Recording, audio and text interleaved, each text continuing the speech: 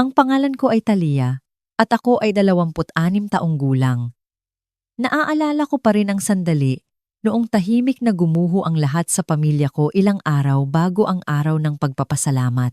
Nagsimula ito sa isang tawag mula sa aking ina na tila malamig, ang uri ng boses na ginagamit ng mga tao kapag nakapagdesisyon na sila tungkol sa iyo. Nakatayo ako sa kusina ng aking apartment, nakatitig sa listahan ng mga bibilhin ko para sa pag-uwi. Nang sinabi niya, ang isang bagay na nagpabigat sa aking puso. Sabi ng nanay ko, "Hindi ka makakasama sa Thanksgiving ngayong taon. Sa tingin ng bagong asawa ng kapatid mo, sisirain mo ang vibe."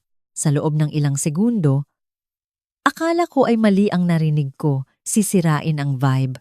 Tinanong ko siya kung ano ang ibig niyang sabihin, ngunit bumuntong hininga lang siya na parang pagod na siya sa pag-uusap bago pa man ito magsimula. Sinabi niya sa akin na hindi komportable sa akin ang bagong asawa ng kapatid ko, si Ethan. At dahil ito ang unang Thanksgiving niya kasama ang pamilya, ayaw nila ng drama. Drama? Halos hindi ko nga kilala ang lalaki. Nakilala ko siya ng 2 beses. Isa sa kanilang madali ang hapunan sa kasal at isa sa maikling brunch ng pamilya kung saan halos hindi siya nakipag-usap sa akin. Gayunpaman, sa paano man ay naging problema na ako.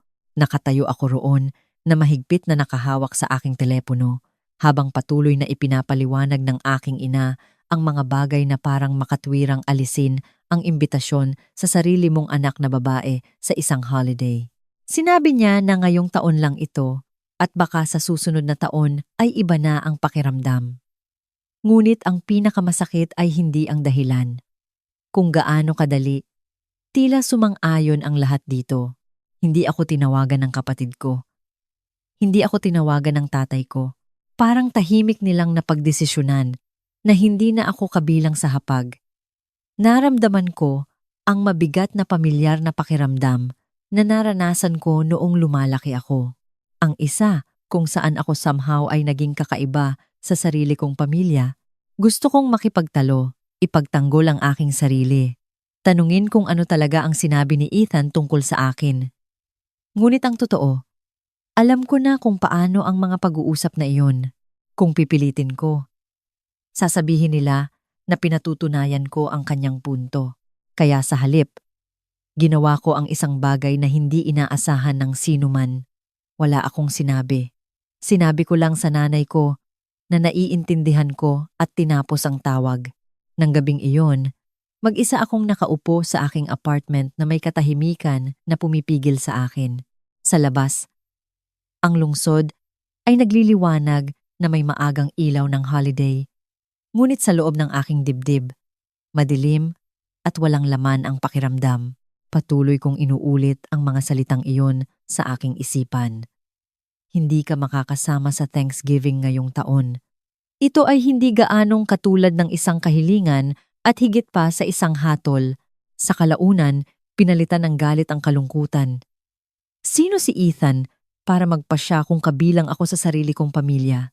At higit sa lahat, bakit nila siya hinahayaan? Sinubukan kong alalahanin ang aming maikling pakikipag-ugnayan. Sa hapunan sa kasal, pinanood niya ako ng kakaiba nang banggitin ko kung saan ako nagtatrabaho, na parang nagulat siya sa impormasyon. Sa brunch, nagtanong siya sa akin ng ilang maingat na katanungan tungkol sa aking trabaho, aking opisina, aking posisyon, mga tanong na hindi gaanong katulad ng pagkamausisa at higit pa na sinusubukan niyang kumpirmahin ang isang bagay. Noong panahong iyon, ipinagsawalang bahala ko ito bilang awkward na small talk. Ngayon, nakahiga na gising sa dilim. Nagtataka ako kung mayroon bang iba sa kanyang ekspresyon. Isang bagay tulad ng pagkilala o takot. Ngunit habang lalo ko itong iniisip, lalong walang kabuluhan. Wala akong ginawa sa lalaking ito. Hindi ko man lang siya kilala ng sapat para saktan siya. Pagsapit ng hating gabi, nakumbinsi ko ang aking sarili na huwag nang mag-alala. Kung ayaw ako ng pamilya ko roon, ayos lang. Gagawa ako ng sarili kong plano para sa Thanksgiving. Magluluto ako ng isang bagay na simple. Baka manood ng mga pelikula. Baka maglakbay pa nga sa isang tahimik na lugar. Sinabi ko sa aking sarili na okay lang ako dito, ngunit sa kaibuturan, ang pagtanggi ay masakit pa rin tulad ng isang bagong pasa. Kinabukasan, nagpunta ako sa trabaho na determinado na itulak ang lahat sa aking isipan. Ang aking gusali ng opisina sa downtown ay nagbubunyi na nang pumasok ako, ang karaniwang rush ng umaga ng mga empleyado na nagri-ring ng mga telepono at ang amoy ng kape na umaagos sa mga pasilyo. Ang trabaho ay palaging ang isang lugar kung saan ang mga bagay ay matatag at predictable. Gusto ko iyon. Gusto kong maging isang taong inaasahan ng mga tao sa halip na isang taong ibinubukod nila. Kakaupo ko pa lang sa aking desk at binuksan ang aking laptop nang kumatok ng mahina ang aking assistant sa pinto. Medyo naguguluhan siya. "Talia," sabi niya nang maingat.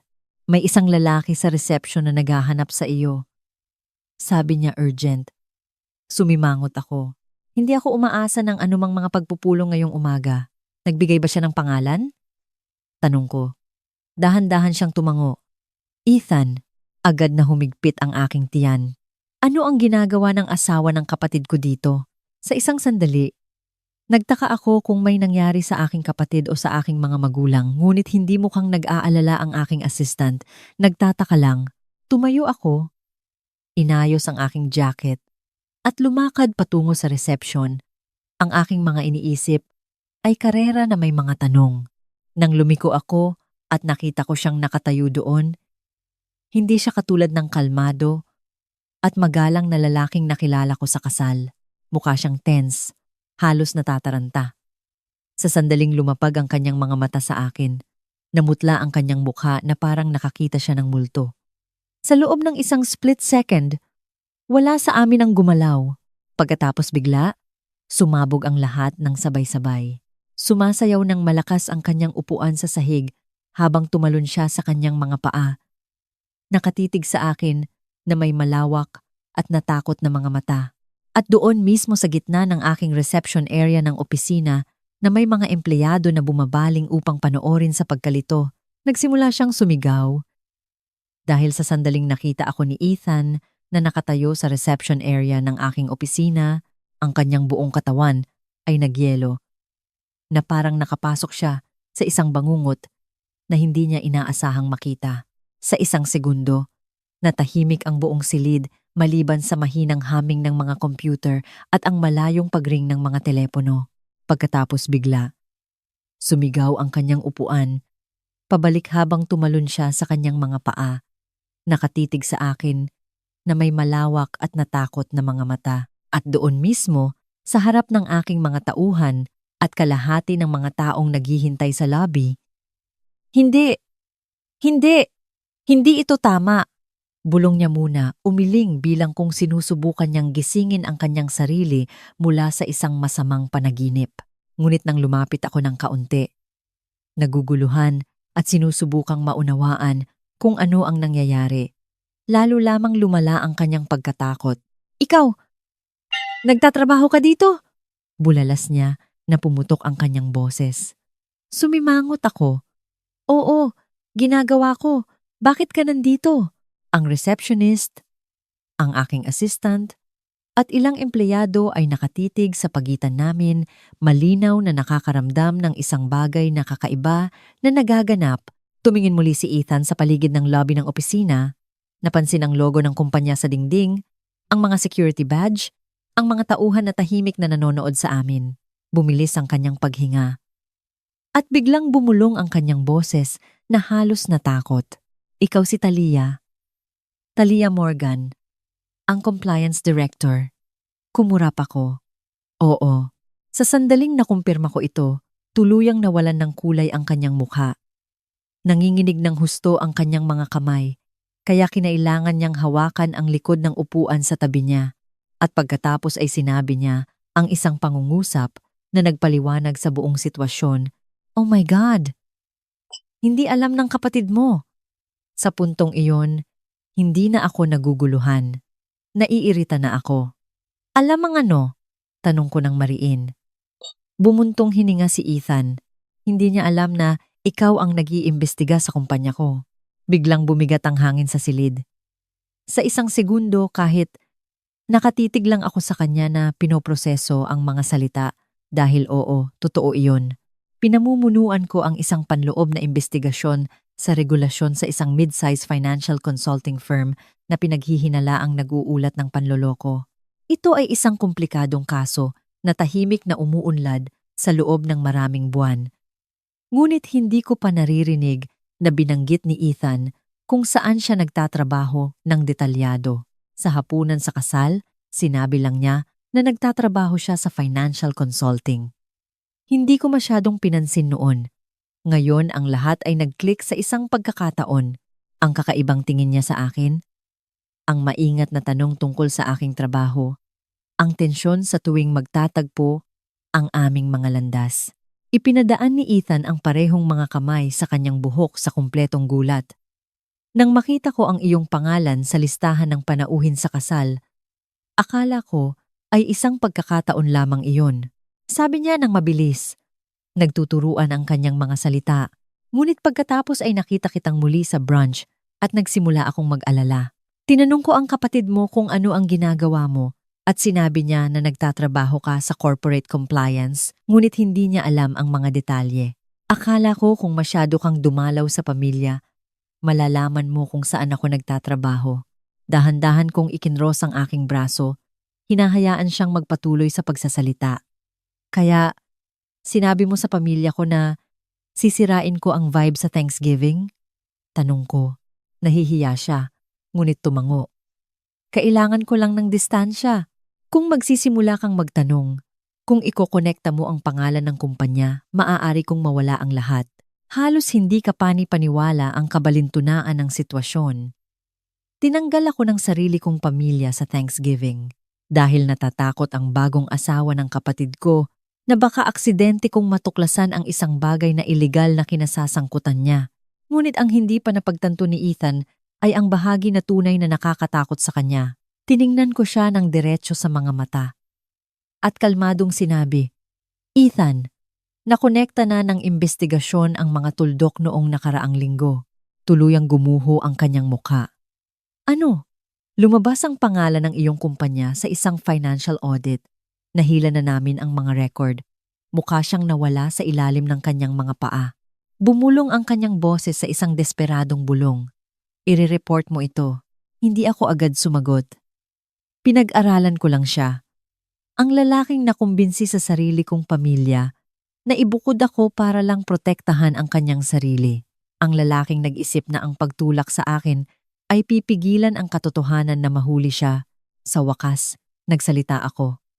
Depende iyan sa kung ano ang ipinapakita ng mga tala. Sabi ko ng pantay-pantay. Ngunit iminumungkahi ko na magsimula kang maghanda para sa ilang napakaseryosong tanong. Sa sandaling iyon, si Ethan ay hindi gaanong katulad ng isang tiwala na bagong asawa at higit pa sa isang lalaking napagtanto na ang mga kahihinatnan ng kanyang mga pagpipilian ay papalapit na. Pumunta siya sa aking opisina nang umagang iyon umaasa na kumpirmahin kung ako ang parehong Talia na kinatatakutan niya. Sa halip, dumiretso siya sa pinakamasamang posibleng kumpirmasyon. Pagkatapos ng mahabang katahimikan, tumango siya ng mahina, bumulong ng tahimik na paghingi ng tawad at lumabas ng lobby na mukhang isang taong patungo sa isang bagyo na hindi niya matatakasan. Sa sandaling sumara ang mga pinto sa likod niya, dahan-dahang bumaling sa akin ang aking assistant na may malalaking mata. Gusto ko bang malaman kung ano ang tungkol doon? Tanong niya. Bumuntong hininga ako at umiling na may mahinang ngiti. Hindi ngayon, ngunit nang maglaon ng gabing iyon na nakaupo muli sa aking apartment, naisip ko ang tungkol sa kakaibang twist ng kapalaran. Naniniwala ang pamilya ko na ako ang sisira sa Thanksgiving. Ngunit ang totoo ay ang tanging dahilan kung bakit natakot sa akin si Ethan ay dahil alam na niya ang kanyang ginawa. At kung minsan, ang katotohanan ay may paraan ng pagpapakita ng eksakto kung saan hindi inaasahan ng mga tao. Kung may nakatago kang lihim at natatakot na mabunyag, tandaan na walang sikreto ang hindi nabubunyag. Magpakatotoo ka. Magpakatotoo sa sarili mo at sa iba magpatawad at humingi ng tawad, at magpasalamat sa mga biyayang natatanggap.